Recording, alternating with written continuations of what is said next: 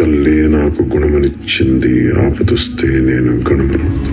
ఇక్కడ ఉన్నటువంటి ప్రతి కుటుంబానికి కూడా ఈ వర్షాకాలంలో చలి నుంచి వాళ్ళు రక్షించాలి అనేటువంటి ఒక మంచి ఆలోచనతో కావలసినటువంటి మంచి రగ్గులు, చాలా మంచి క్వాలిటీ రగ్గులు ప్రతి వారికి కూడా అందించండి అని చెప్పేసి మీ అందరికీ సహాయం చేయడానికి ఇక్కడ పంపించారు.